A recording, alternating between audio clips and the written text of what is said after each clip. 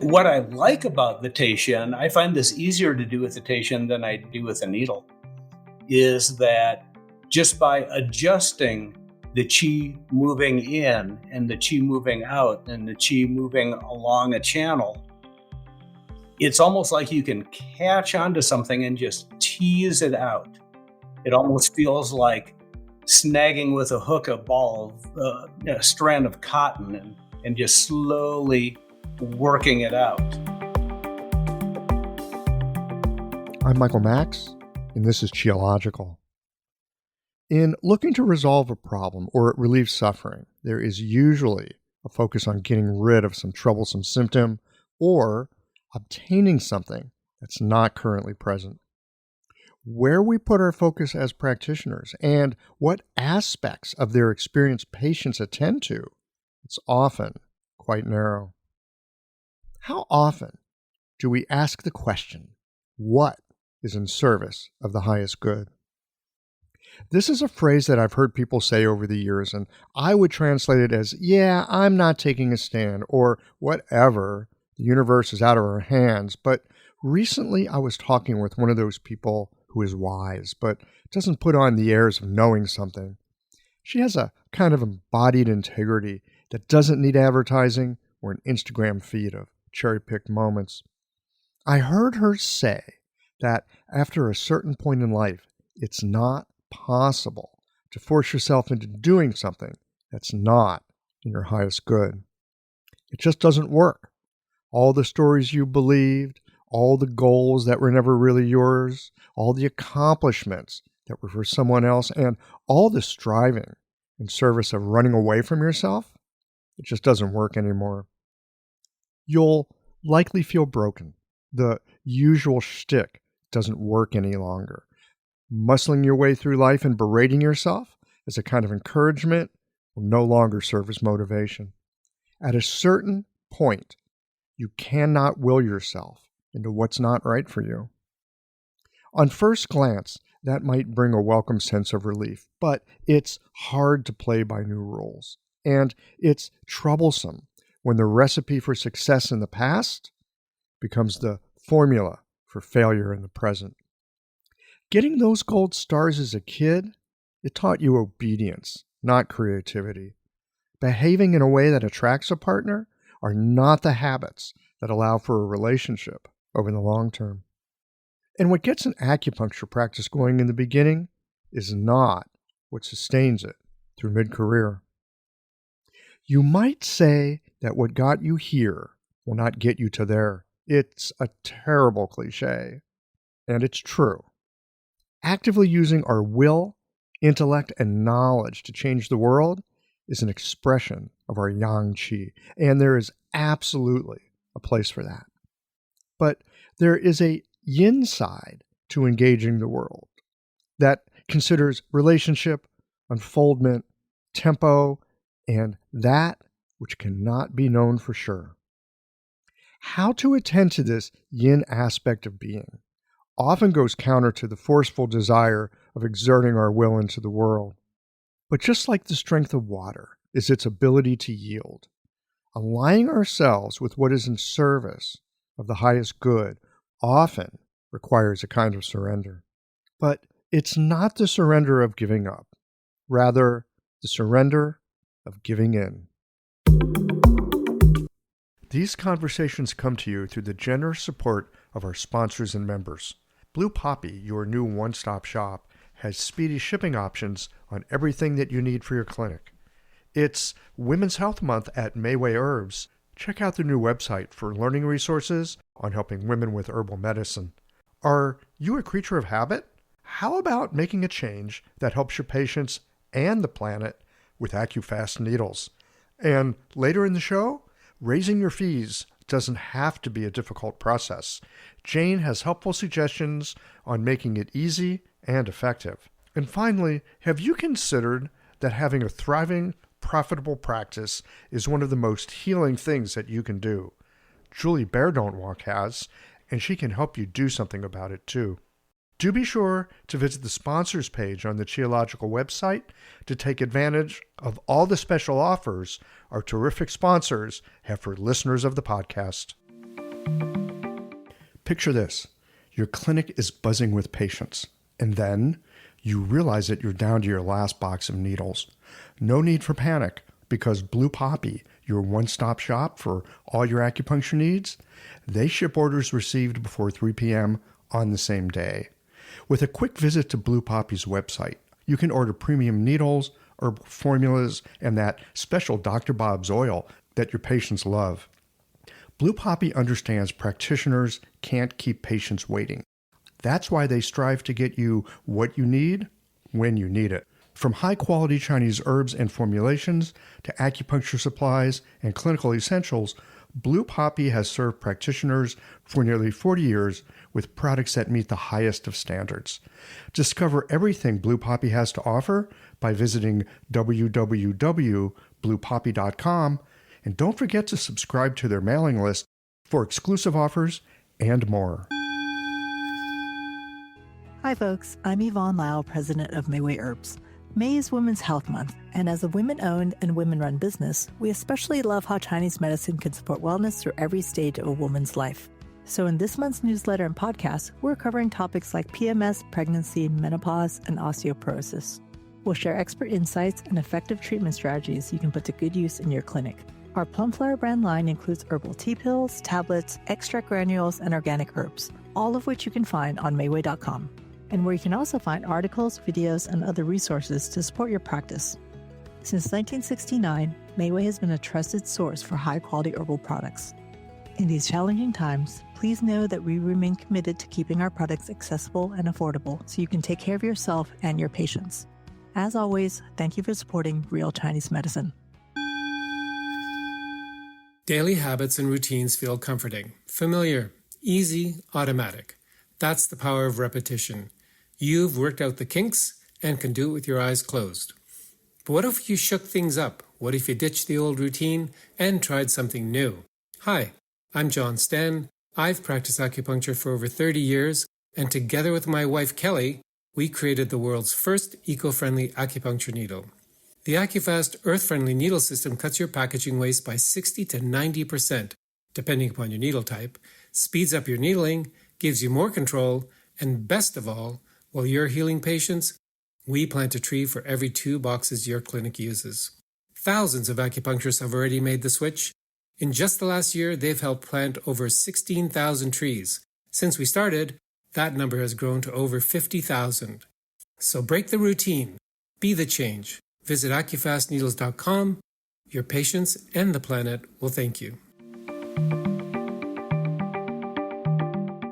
The practice of medicine has its yang aspects of acquisition and learning, and its yin phase of integrating and settling into our experience in such a way there's no distance between who we are and what we do. There is the work we do, and there is the practitioner doing the work. In a sense, we are the tool. In this conversation with Gary Klepper, we discussed the role of the practitioner, the vital importance of cultivation, how we need a personal connection with the tools we use, and how a Teishin is not an inanimate object. I hope that you'll enjoy this conversation as much as I did. Let's get into it.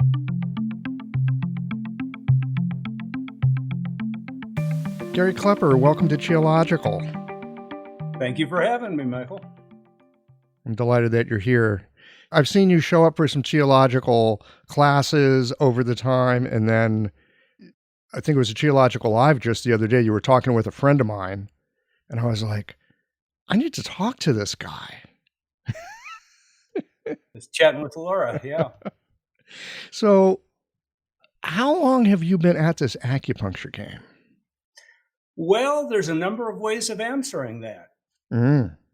I went to National College of Chiropractic in the mid-70s. And at the end of the training, you had the option of taking an acupuncture class. It was about 120 classroom hours.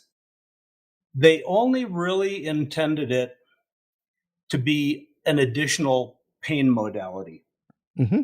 There were no good books in English at that point. No. And it was mostly point locations for pain control. I was fascinated with the subject.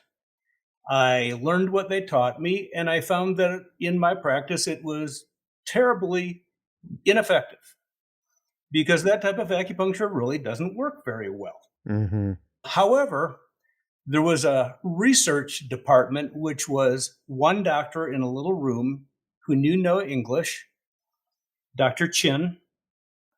When I was in clinic, if I would have an off time, I would visit him and we would gesture and grunt at each other. And he was doing mainly rehab for stroke victims in that little room. And all this moxa smoke pouring out of there. This is at the chiropractic college Yes. in the 70s. Yes. And yeah, they needed to have a research department to look like they had an acupuncture research department. Okay. So they had a little guy in a room. And I could see that what he was doing was way more effective than what I was being taught.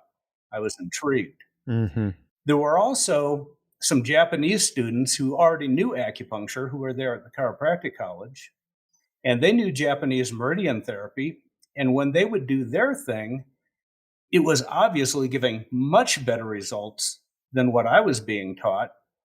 So the takeaway from that was that if you really want to learn the real stuff, you have to mentor under somebody. Especially in those days. Yes.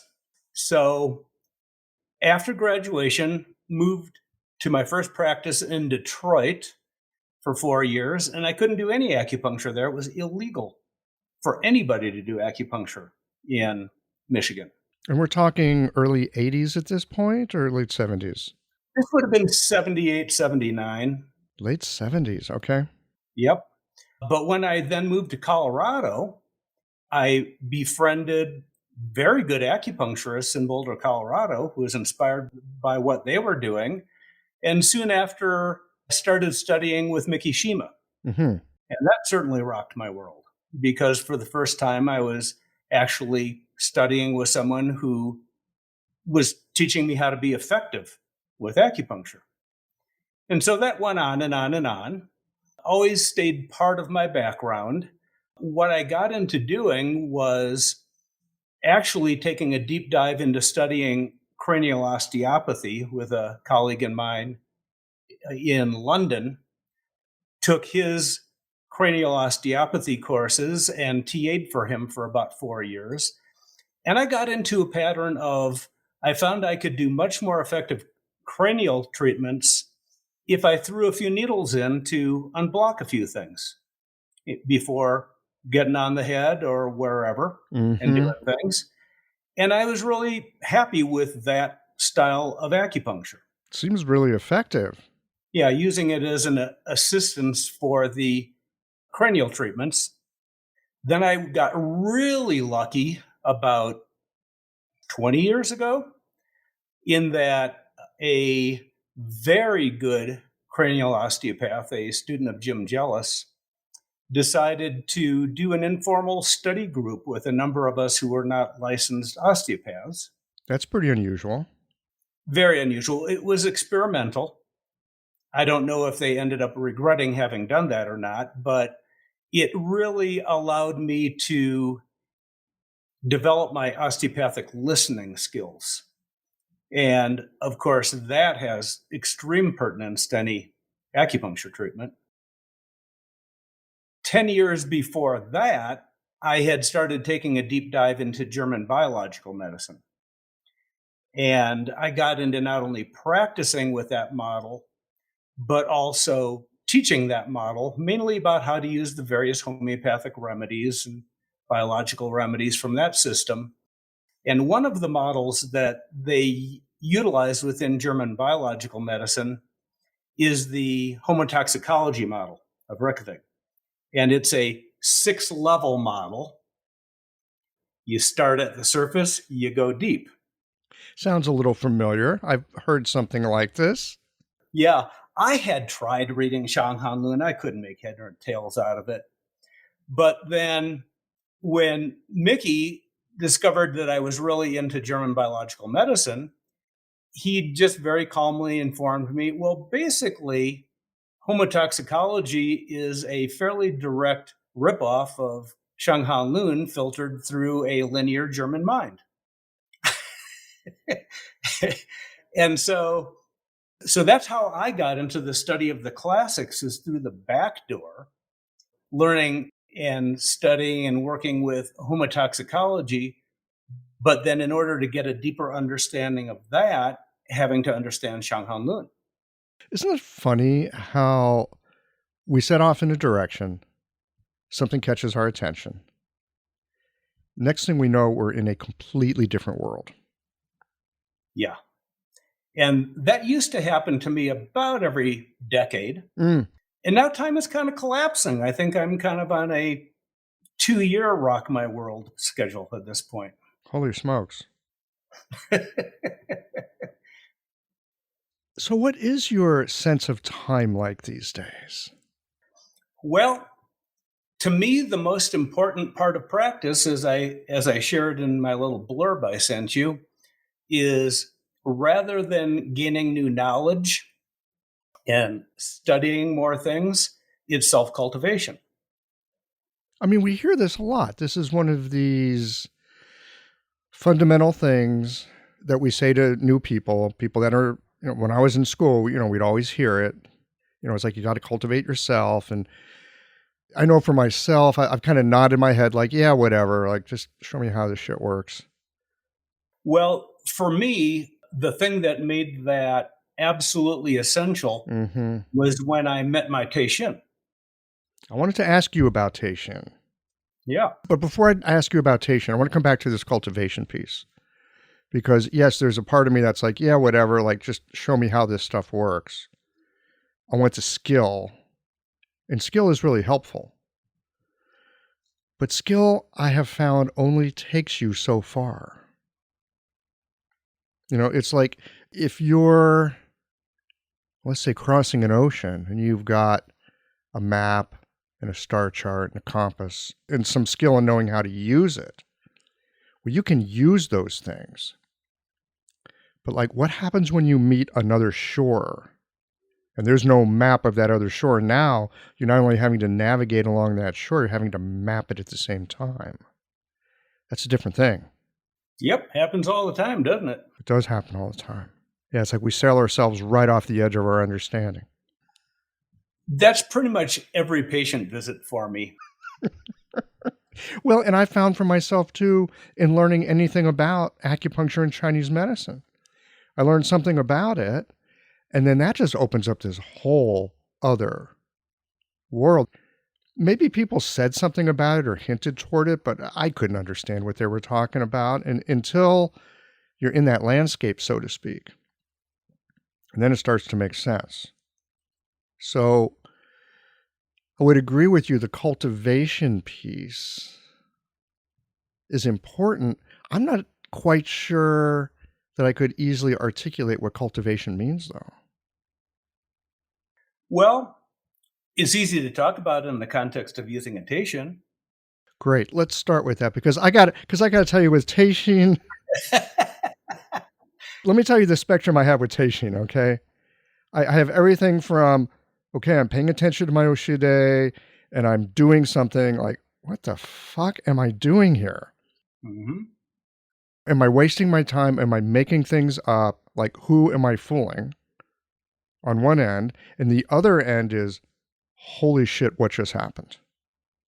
Oh, for sure.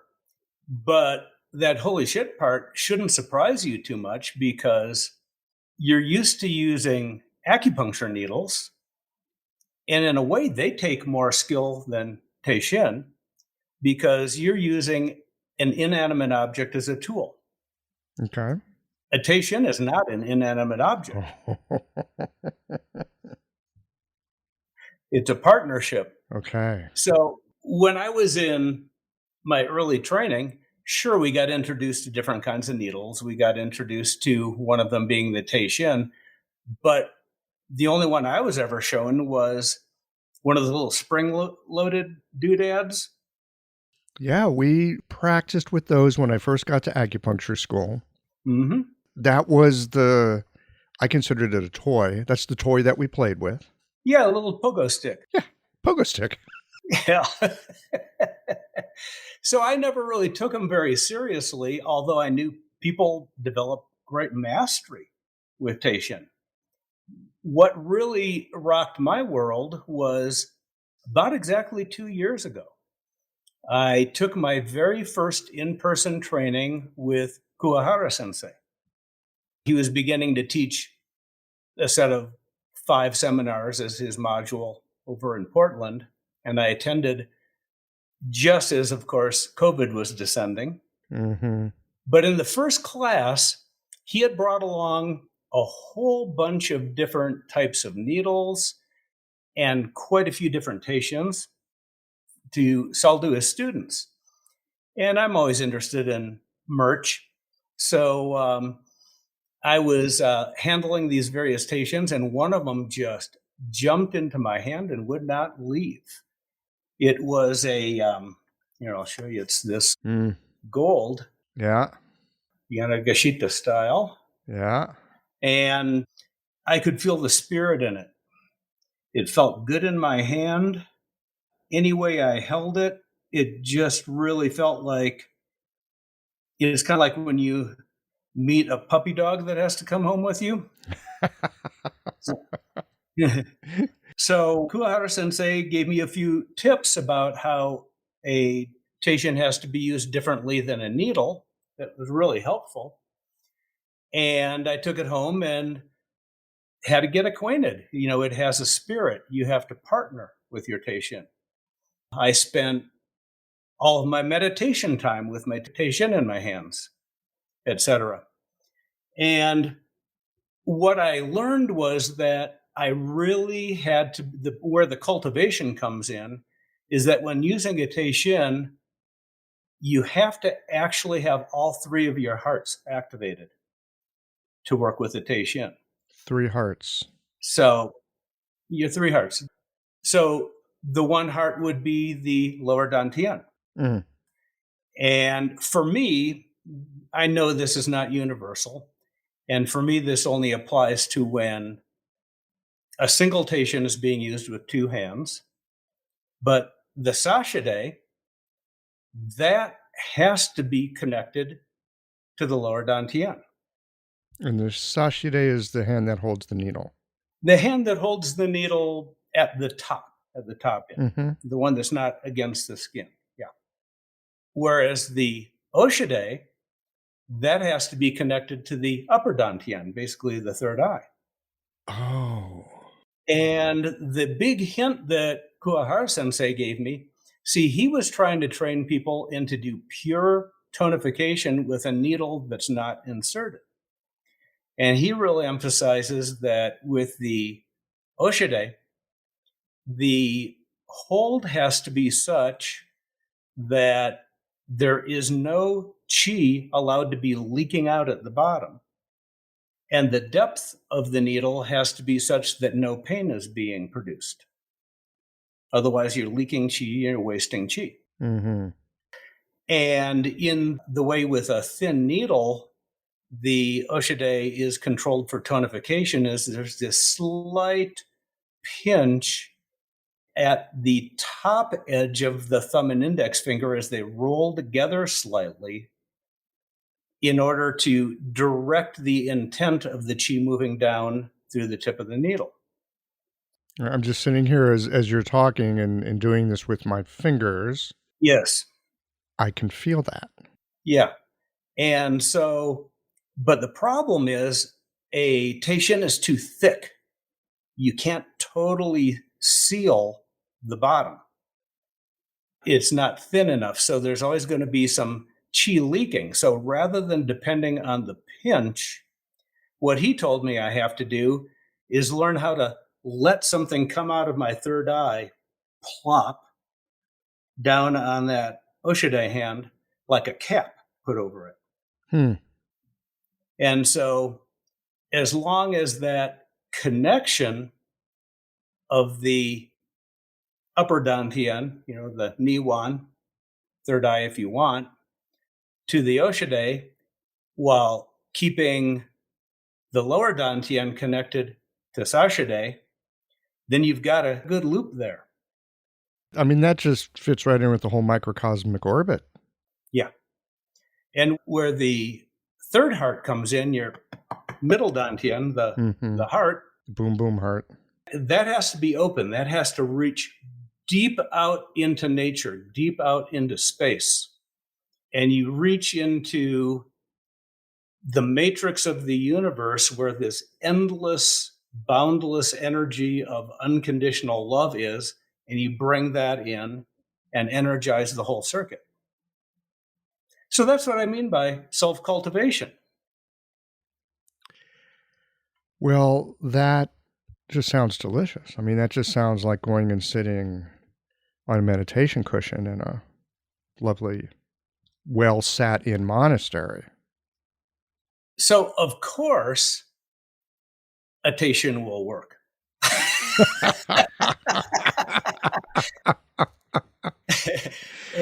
And it's actually, for me, a lot easier to make it work than a needle, although the same skill set can be brought to needling.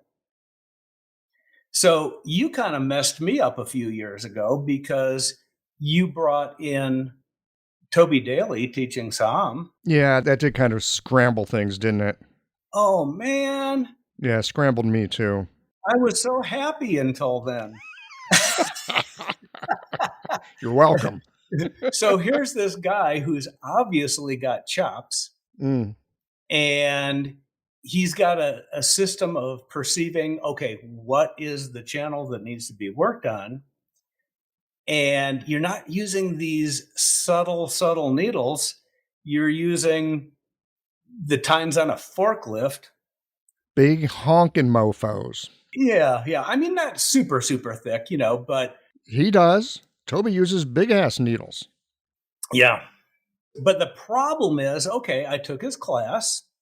I got to try this out. And the problem is it really worked. And so... And you were using bigger needles? Yeah. Okay. Yeah. Do it the way he says. Biggest needles I had, they were probably some number 5s. And I would use those. Now, I wasn't always expert at inserting them painlessly. Sometimes I could do pretty well, but sometimes I couldn't. This episode is brought to you by Jane, the clinic management software that honestly just makes running a practice easier. Let's dive into something that's never easy, but sometimes necessary: raising your fees. It can feel awkward, right? But here's a tip that can really help. Consider offering flexibility to your patients as you introduce the change. When patients face new fees, it's natural for them to feel uncertain or concerned. That's where flexibility can really make a difference.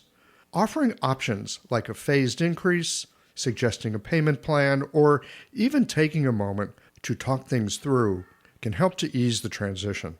These thoughtful gestures show your patients that you're listening and care about them, which strengthens the trust you've worked so hard to build. If you're looking for more ideas on how to navigate these kinds of changes, head to frontdesk.jane.app and check out the article, How to Tell Clients You're Raising Your Fees. One last thing, if you're ready to give Jane a try, you can use the code CHIOLOGICAL for a 1-month grace period on your new Jane account.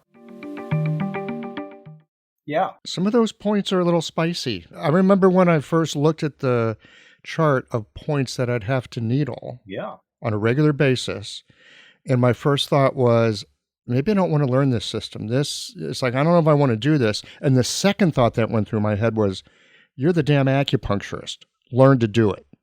So, oh, okay. Yeah, I guess I better figure it out. Indeed. Yeah. So the old existential angst of living in two worlds and not being able to synthesize them. Yeah. But what I saw was that, okay, from the osteopathic listening point of view, when I would get those 2 pairs of needles in, those 4 points, what was happening routinely was a phenomenon in osteopathy they call automatic shifting on the fluids. It really goes to the fluid level, doesn't it? Yeah. And not only that, but the perception was showing like the stirring, this turbulence, sorting things out and taking away stagnation and nourishing things within the chi field of that channel being treated, including the internal projections of that and including the organs that are connected. And I thought, wow, this is really impressive. But I'd really prefer to do this without using those big old needles. Mm-hmm. So what that forced me to do is more training with Teishin. Well, and that glimpse, I wonder if I can use this to do that. And you've been doing that for a long time, my friend, anyway. So, it's not like, oh, I wonder if these things go together. You've been looking for a long time at how things go together. It's like, okay, I wonder how these things go together. Right.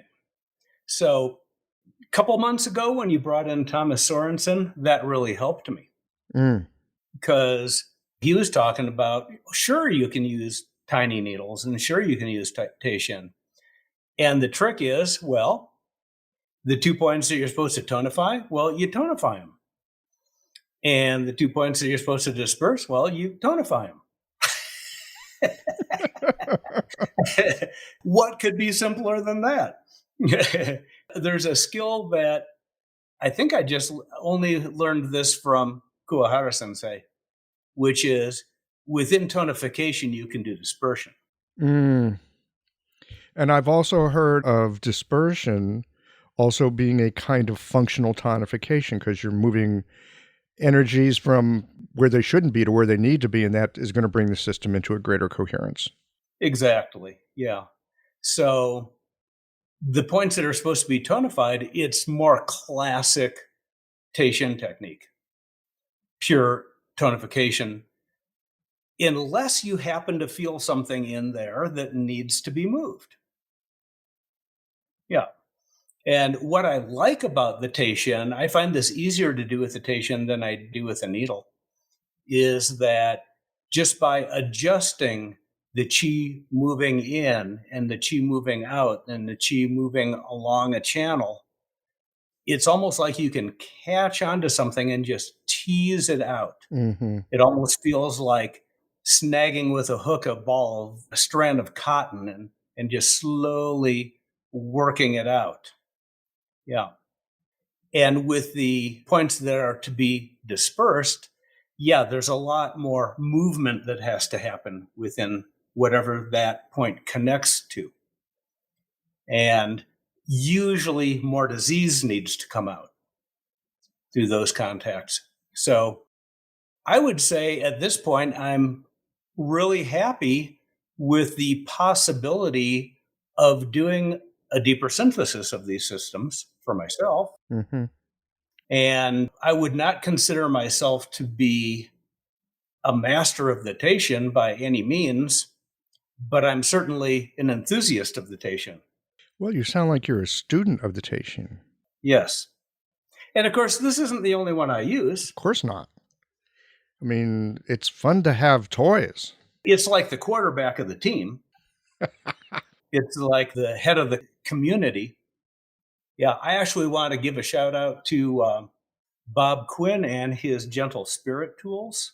If you've looked into that stuff at all, these are various tools, some of them Teishins. He sells those through Blue Poppy. And what I like about the tools that he is making available is that they all have a distinct personality and they really have some spirit in them. I didn't realize that he was involved in toolcraft as well. Well, he doesn't do it himself. He's No, but he's sorted it out, kind of sourced it out. yes. Yeah. And knowing Bob Quinn, if he's got his hand involved in it, it's got that Bob Quinn chi attached to it. You got it. Yeah. You got it. Yeah. So now, I love hearing you talk about using the Teishin in terms of the tonification, that it's not necessarily, oh, I'm doing this XYZ thing, but you're like, okay, what's here? Like attending to what's here and what needs to be done at this point, at this moment. Now, I know when I was in acupuncture school as a younger person, First starting out, you learn like to burn the mountain down and grab the tiger and, all these little Sure. twists and thrusts and this and that. And I don't know. It never really landed with me. But then there's a lot of stuff that doesn't land with me because I can be kind of dense if I'm not interested in something. Catch my attention was the teachers who said, put the needle in and pay attention to what's here. Yes. And now see where it takes you. And now see where it takes you. And what else is here? It's a listening post. It's a listening post. That's yes. Yeah. And I get it that learning different techniques, anything from, the lifting, thrusting to learning how to do a good Oshide, these are, I'm going to call them frameworks to help us, I guess, guide our awareness, guide our presence, and guide our attention. By themselves, they're useful exercises, maybe like a kata is in karate or something like that. But if you really want to take this stuff for a ride, you got to learn how to drive it. Or maybe let it drive you. Yeah. And the techniques are ways of reducing the amount of clumsiness. Ooh, I like that. Now, I've messed around with Teishins for a while, and I had a period where I was working with him quite a bit. I was doing a little study with Dr. Bear from Japan. Yes. Stuart Cutchins and David Toon were bringing him in. It was always fun to hang out with those guys and learn some stuff. And, and then I get away from it, and then I come back to it. One of the things I found sometimes is I would just be spending time with the Teishin. Like you say, it's kind of alive in your hands. When it would come alive, on those rare moments it would come alive. And I could feel things in the tissues. And I've done some cranial training as well. And it seems to me that the Teishin, the listening that you do with the Teishin, the listening that you do with cranial work, they rhyme with each other. They're the same thing. So tell us more about listening. I'll even give you another exercise. If you want to really learn to listen with the Teishin, I did this when I first got hold of a different kind of Teishin called a Shinkiko tool. Shinkiko Teishin. In order to learn what those puppies could do, about the first 2 weeks, now I've got the luxury of I have a slow-paced practice. So I don't have to get in and out of the room in 15 minutes. So maybe the first 2 weeks, I would sit with each patient after doing my exam, feeling the pulses, feeling the belly, asking them questions, it's the usual. Then I would sit and place the tip of the Shinkiko Teishin on lung 9 on the left. And just listen. Because people way more skilled than I have said that you can tell anything from feeling lung 9 on the left. You can do a complete diagnosis at that point. So put a listening post down there, and I would get transfixed. Sometimes 10 or even 20 minutes would go by. And I'm listening at that point. And that was really most of the root treatment that would occur during that time. Because you feel the chi going in, and it goes over here, and then look, there's an obstruction, and how can we soften that? And maybe it needs to move over here, and on and on and on. And then at the end of that time, sure, I go ahead and do some of my usual kind of treatment, but it's almost beside the point. You have to do something for show because you're going to charge the patient.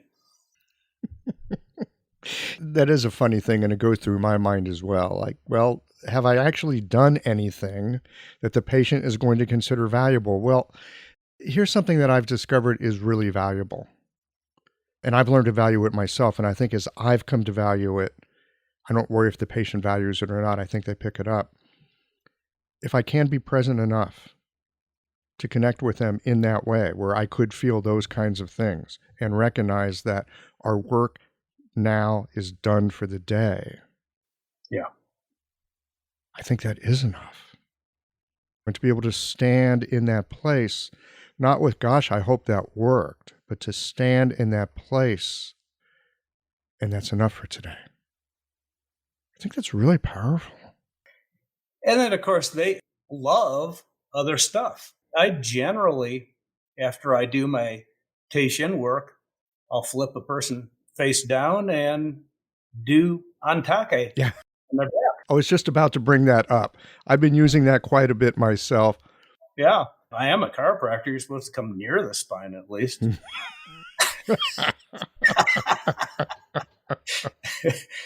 I don't think I've done a thrust manipulation in years, but I'll tell you, that antake on Dumai, yeah. I find the antake, I'm going to use the word rhymes again. It rhymes with the Teishin a bit in that it's something you hold in your hand. I find the antake very sensual. I love bamboo anyway, and you got the bamboo and the way it feels, and you got some heat. You got a little bit of smoke, not too much. And I find that when I rub it on the skin or percuss in the different ways that you do with it, it's almost like using a stethoscope. I can feel things in the tissues through the antake that I wouldn't otherwise feel if I just put my hands on people. Yeah, because you've made a friend with the mechanism. You've made a friend with the tissue. And so it's going to tell you what to do. It'll give you feedback. Yeah, okay, so there is that, and I just want to underscore that for a second. If you make a friend of the tissue, it will talk to you. But it seems that with the antake, I wonder if you have this experience, it seems to act as an amplifier. And what's being amplified, Michael? My attention. Yeah, you can feel a lot more things when you're paying attention. Well, that sounds so easy.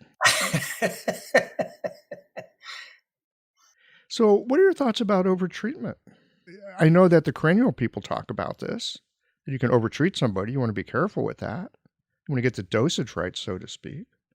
What are your thoughts with the Teishin and doing treatments of this nature? I don't see it happening with the Teishin. I have overtreated with antake. Mm. And what that'll feel like is I'll work until they're happy and I'm happy. And then I turn them over and feel the pulses and, ooh, there's a surge happening here. There's a aspect that's not quite relaxed that's come into the mechanism. Mm. But that's easy. What I'll do then is generally just do like a rebalancing type of treatment cranially. Put the hands on, let the fluid settle down, let anything that got a little exuberant get into a more useful sort of movement. And yeah, that takes care of it pretty well. I don't really worry about it, but it's probably good to check if you spend a lot of time with moxa, especially in these people that they've got both cold and heat. Mm. Especially, that's pretty much all I see is people with both cold and heat. But people who have been sick, who have stealth pathogens, who might have chronic unresolved infections.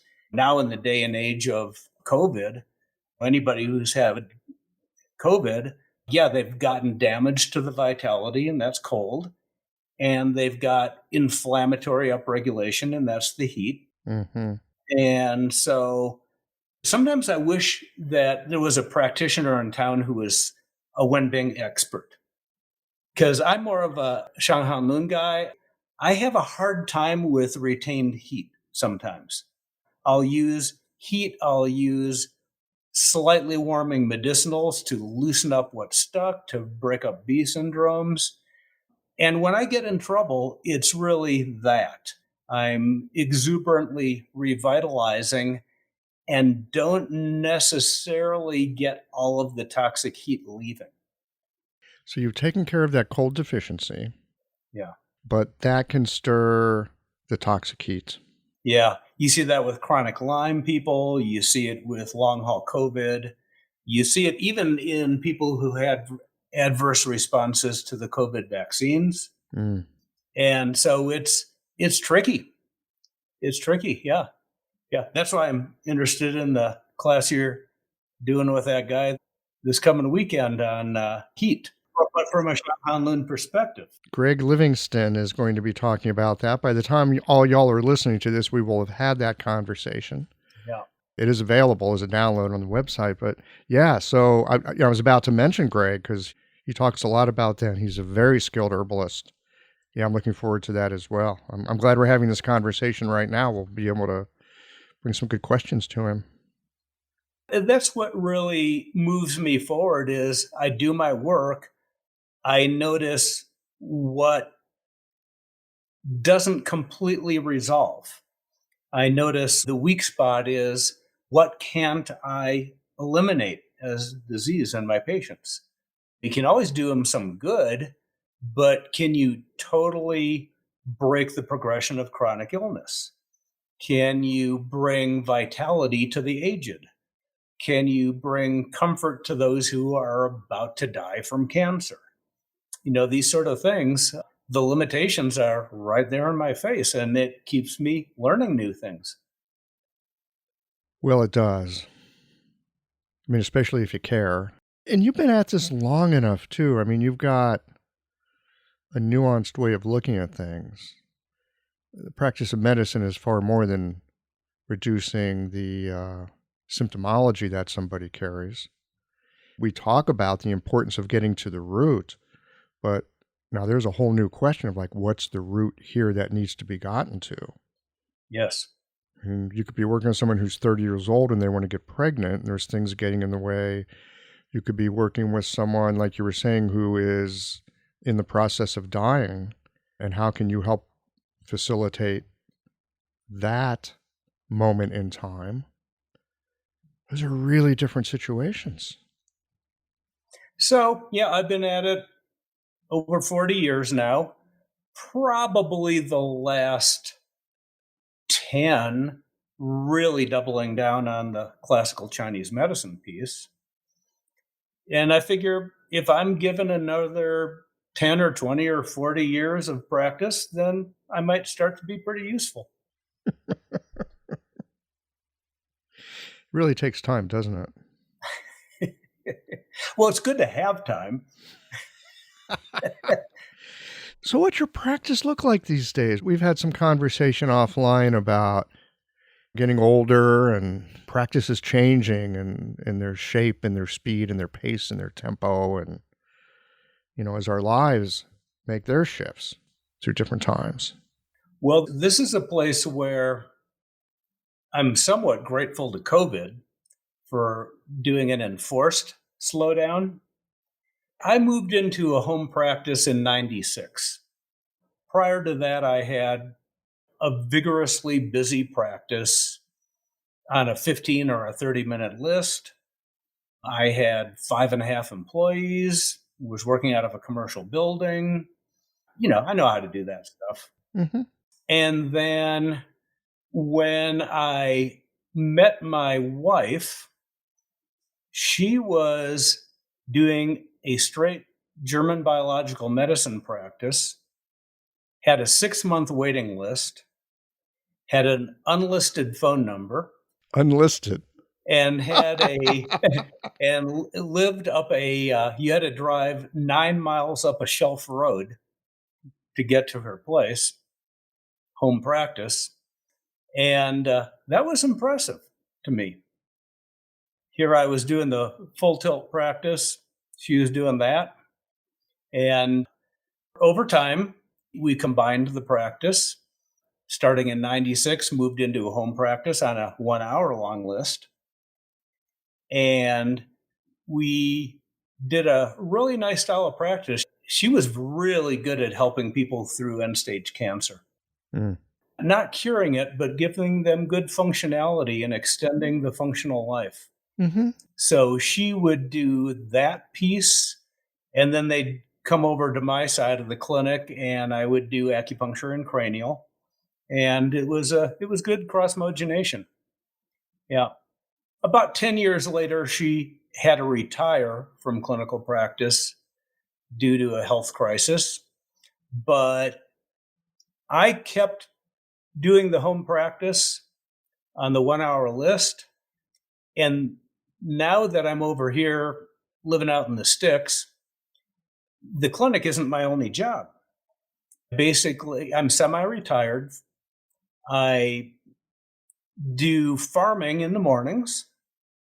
I do clinic most afternoons.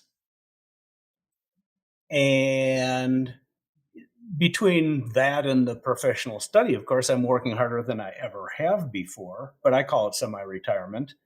But it's a sustainable pace now. Yes. And now with COVID, what I had to start doing is I only have one room to work out of. So if I see a person, whether it's for an hour or an hour and a half or 2 hours for an office visit, then before I can have the next person come in, I have to allow air exchange for a half hour. So that really limits it to having maybe 2 patients in an afternoon. Maybe if it's a family, it's 4 or 5. But to me, it's a sustainable pace. Having a thriving, profitable practice is one of the most healing things you can do as a healthcare practitioner. Because a robust business is the ultimate expression of vital chi. And that's the heart of our medicine. I'm Julie Bairdontlock, and I help practitioners grow nourishing, profitable, authentic businesses that embody the generative cycle of Chinese medicine. This isn't about all yang all the time. It's about expanding your own internal capacity, growing collaborative relationships with your patients for ethical patient retention, and marketing as an extension of this medicine, not a necessary evil. You already know that everything is connected in your patients' lives and bodies. The same is true for your business. When we align your systems, your schedule, your pricing, and your offerings with you, we create flow, which means more spaciousness, more impact, and more joy. When you are in the flow, fully resourced in terms of chi, time, and money, your business becomes a source of healing, not just for your patients, but for you. Let's grow something rooted, radiant, and real. Visit lifeflowconsulting.com to learn more.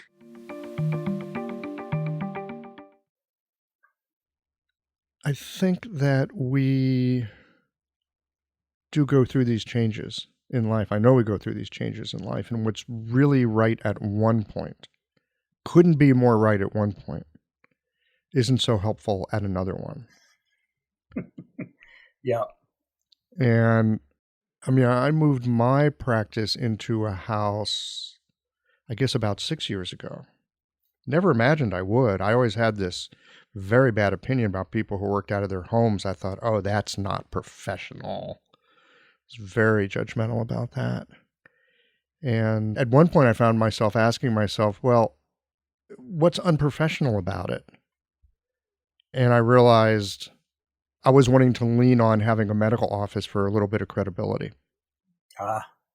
After 18 years, I didn't need that anymore. I could let that go. Then I could move into a home office. Yep. Which has been wonderful. And I found that my patients really like it. They like coming to something non-medical. And I guess the people that are looking for a medical practice, more medical, air quotes, medical practice, they go somewhere else. But back to cultivation, having a home office, having a space where it's like I live and I work and kind of imbibe the space all the time, it has, what's the word I'm looking for? It's invited me into a different relationship with time and pace. Yes. In terms of how I work. Yeah. And of course, my clinic is a separate building from my home. Mm-hmm. This is a 14-acre property. The home is one building. The other building is the clinic. Upstairs is my wife's art studio. That sounds lovely. And then the other wing is mixed functionality, but it includes a clean room that I use for working with mushroom cultures. I grow mushrooms. So it's really easy to walk out of the home and walk into this building, and now I'm at work. Yes. Yeah, that boundary I think is really important. My clinic space is separate. It's in the same house, but it's like the bottom level. Yes. So going down 7 steps means, oh, now I'm at a different place. Yes. It's only 7 steps, but it's a very helpful functional boundary. Yeah, my home practice outside of Boulder, the bottom floor was the clinic with its own entrance. Yep, exactly. Own bathroom, whole bit. Yep. Mushrooms. Mushrooms. What kind of mushrooms you growing? Well, mainly culinary mushrooms. Mm-hmm.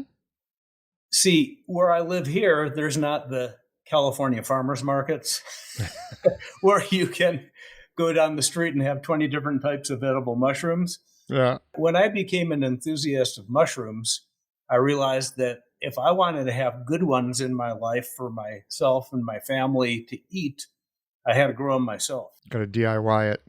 Yep. So oyster mushrooms, all different kinds, shiitake, Yeah. Oh my God, those are so good. lion's manes. Uh-huh. That's very popular now. What I really want to see happen is I would love lion's mane mushrooms to become a normal food for people to eat around here. Because if you eat a portion of that once or twice a week, what would that do to Alzheimer's rates? What would that do to dementia rates in the aged?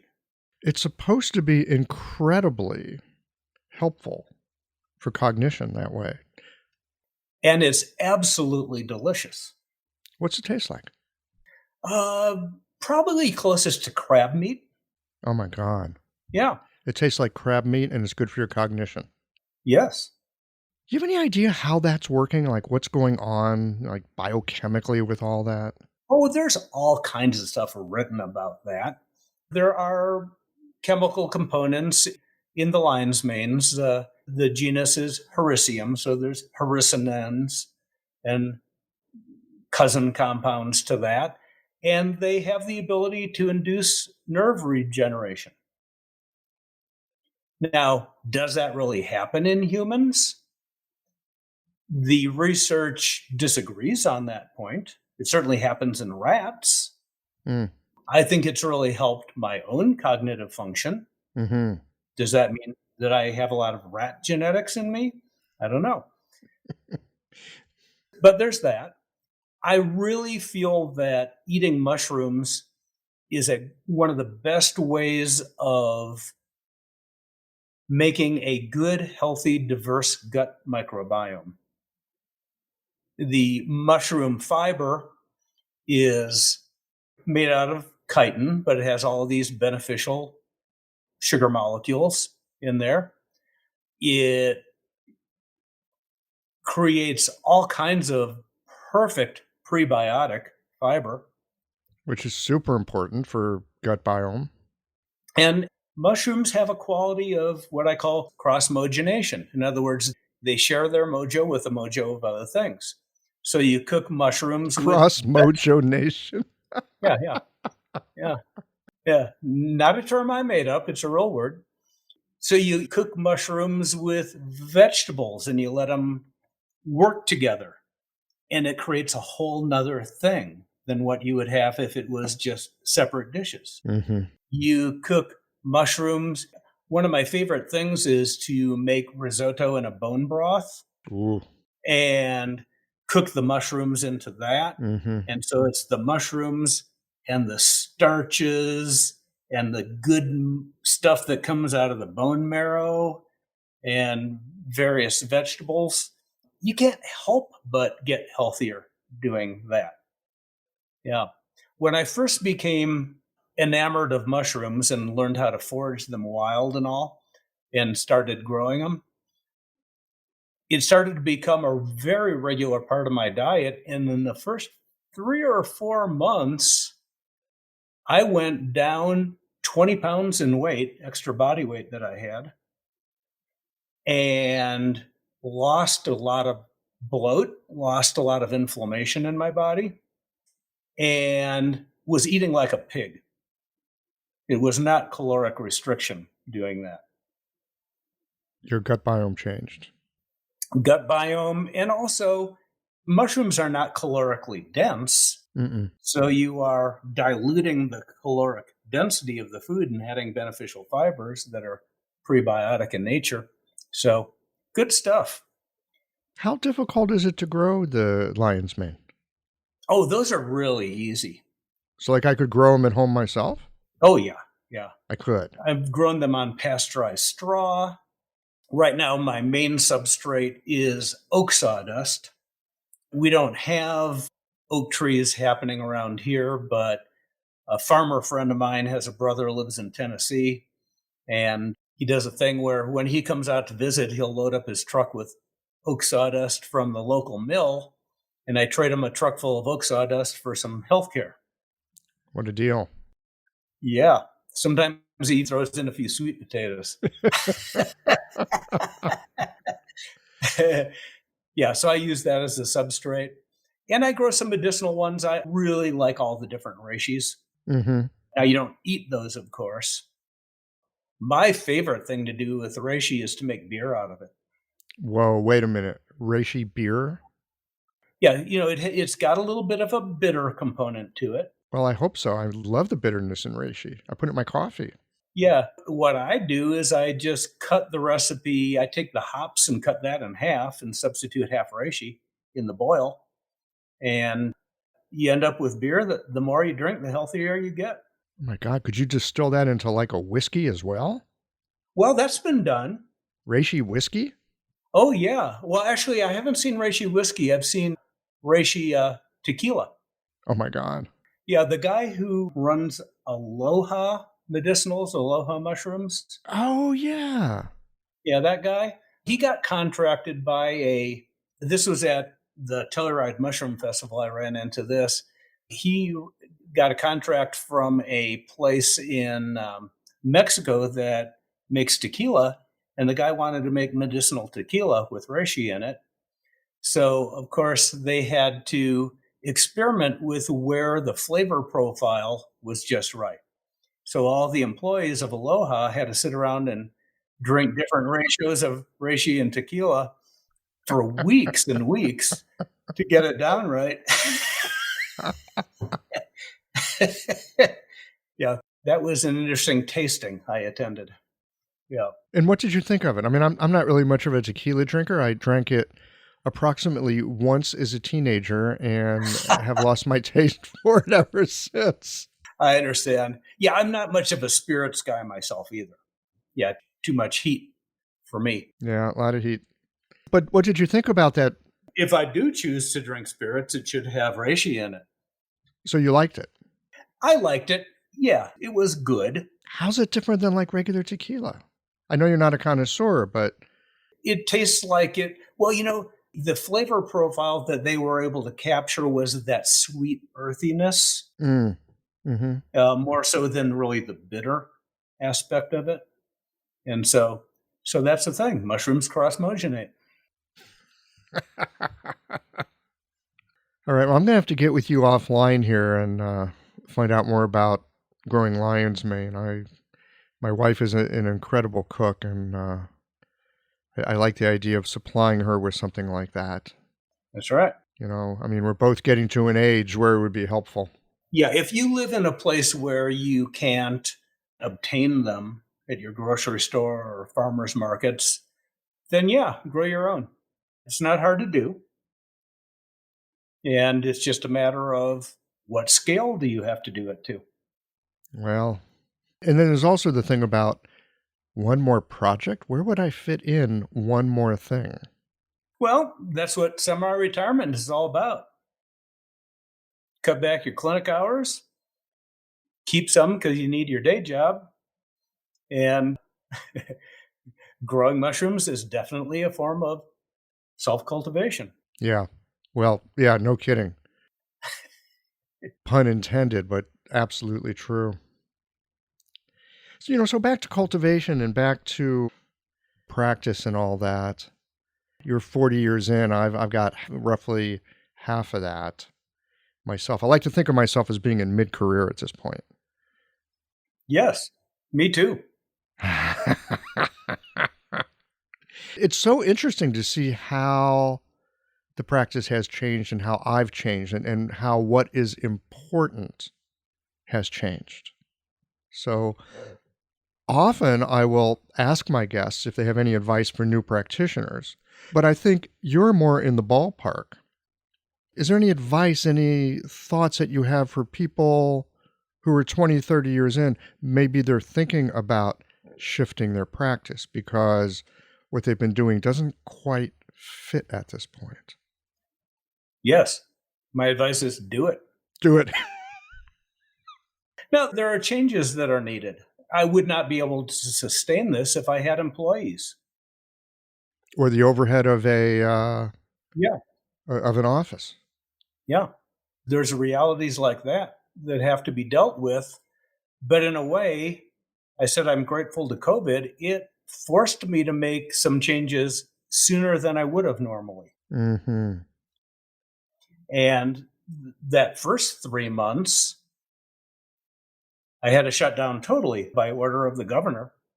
And when the first variant was raging about and we didn't really know what we had to do, so everything just shut down. And I had to move my practice to a totally virtual practice at that point.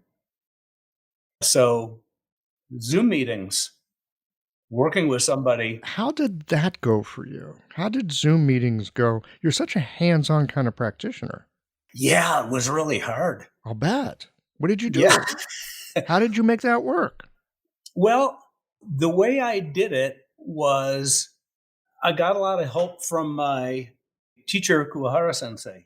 He taught a very interesting class in how to treat people at a distance. And he recommended is this: know what your pulses feel like. And then when you get on the Zoom call, you feel your pulses, and the variance that you feel between your pulse as it normally would be and what it is now, that's your patient. Oh. So I tried that, found that I wasn't very good at it, but That would take some practice. it wasn't impossible to do, but I couldn't make as elegant a diagnosis as I could hands-on. Mm-hmm. But I could see enough to recommend, okay, at home, do moxa on these 2 sets of points. Or if I wanted to have them do an EV treatment, put a magnet facing this way on this point and this way on this point, follow with moxa, this sort of a thing. I could get enough from seeing their face, looking. I would have them send in phone pictures of their tongue to me prior to the meeting. Yeah, I remember doing that. Yeah, I was never much of a tongue guy. You know, when you're studying the Toyohari tradition, which is blind acupuncturist, you don't look at tongues. No, you don't. But I had to learn that. So I got a pretty rough idea of what herbal prescription I could give. Now, you couldn't give a forceful prescription. You had to give a more forgiving prescription on herbs, because it's so easy to be a little bit wrong when you can't feel the pulses and feel the belly, and the level of certainty just isn't there. But that getting a little extra information from feeling of variance in the pulses, that was very helpful. Yeah. And that's really then what got me into using double Teishin, 1 Teishin in each hand. I don't think I've ever seen anyone do a double Teishin treatment. Yeah. You know, if you're doing an EV treatment, it's too cumbersome because your hands have to be too far away. You can't get precise. Well, I can't get precise. So when you say EV treatment, what are you referring to? The extra meridians. Extra meridians, okay. Extra vessels. Extra meridians, extra vessels, yeah. Because there's a thing out there called engaging vitality. They also call that EV. Right. That was not what I was referring to. Okay. You know, engaging vitality, I think, is a great method for learning osteopathic listening skill. As applied to acupuncture, yes. Yeah. Yes. Yeah. I've never taken their training. Chip was a friend of mine. Yeah. But Yeah, but I really recommend people take that training. Yeah. But with the double Teishin, it might not be a point that has to be treated. It might be an area within a channel that needs to be treated. So I find it easy to just plunk a Teishin, one in each hand, at each end of the area that's got something wrong with it. Mm-hmm. And then you do whatever you need to do until it's better. It sounds like that might be useful for working on scars too. Yeah, it's really good for scars, but basically a field is generated Mm-hmm. between the two Teishins. So I found that this is useful diagnostically on a Zoom call too, because I generate a field between the two Teishins, and then I find it easier for me to then viscerally perceive where the blockages are in the patient. You got some antennas going there. Well, yeah, for me, that's actually easier and more accurate than the pulse variance thing. Yeah. So again, if you don't know you can't do it, maybe you can do it. What's that thing about the person who says it can't be done shouldn't be disturbing the person who's already doing it? Yeah, exactly. What do you mean I can't do this? I've been doing this for 20 years. What do you mean this is impossible? Yeah. So that I still do a fair amount of virtual work. Mm-hmm.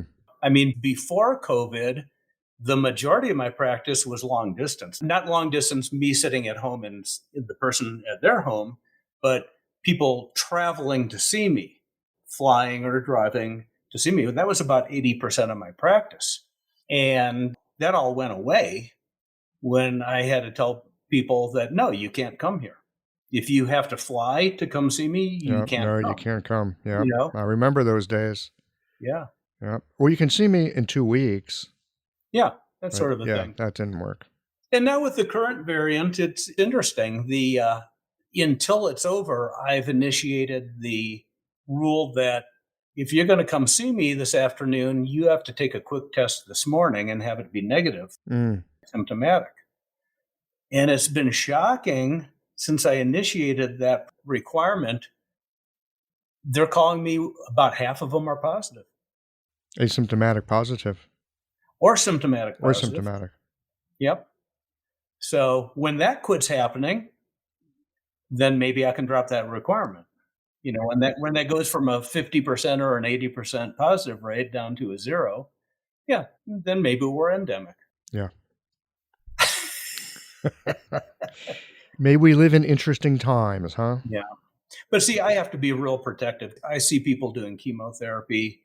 I see people with organ transplants. So I can't be the guy that they get COVID from. Mm-hmm. I have to be more careful than I would have to be if it was just me treating young super athletes.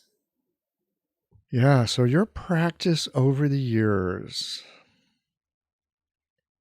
started with chiropractic. You saw some acupuncture for like pain relief. That didn't work. Oh, hey, here's a Chinese dude using moxa. Yep. On and on. Put your hands on and learn some cranial. And scalp needling. And scalp needling, yeah. Yeah. It's like using a jackhammer in some ways. What would you say to folks about like learning something new or blending things together? Because you put a lot of things together.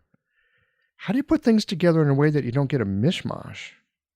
Well, you get a mishmash at first. Yeah. I mean, when you're studying something that's very different from and maybe tangential to what you already know, that's going to introduce chaos. Of course it's going to. I mean, probably the biggest thing I'm doing in that regard now is I've started studying with Ed Neal. Mm-hmm. Because I am in love with the classics. Well, that's a whole different way of looking at acupuncture. Gee, you think? From what I know. Yeah. From what little I know, yeah, very dramatically different. So I'm in chaos, but I'm having fun. And that would be it. I mean, either get frustrated or don't. You know, that's kind of whether that's your nature or not. But keep it fun. Mm-hmm. Keep the sense of wonder. Keep the being interested. It'll keep you young. Well, I don't know if that works. I mean, I feel healthier than I ever have. I feel more vital in some ways than I ever have. But gravity's still winning. Well, yes, gravity does. And in the end, there is an end. But how we get to that end is a whole other story. And if you're feeling more vital at this point than you did a few years ago, Yeah. Okay, something's working. And I think in many ways, this is what we talk about. We're back to cultivation. There's this idea of Taoist immortality. I've talked with a buddy of mine in Taiwan about this quite a bit because he's done some study with it. The current conversation goes something like this. Well, it's not about living forever. It's living the absolute full measure of the days that you have. There you go. I think that's the case. So it's about the beauty. Ooh. Well, my friend, that seems like a good note to wind it down for the day. All right. Well, it's been great chatting with you. It's really been a pleasure. And thank you for your reintroduction to the Teishin. I'm looking forward to getting cozier with mine. Awesome. All right. Till next time then. All right. Take care.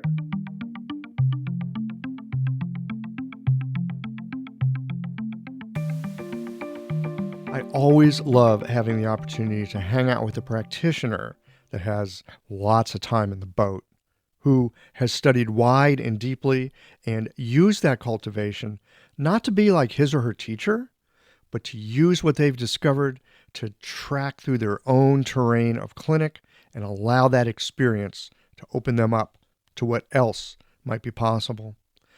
I come away from today's conversation with a renewed commitment to hanging out on that vital edge of attending without knowing, of using a needle as an inquiry and as a listening post. And I'm reminded that our skillful and, yes, maybe even artful use of attention is critical to the clinical encounter.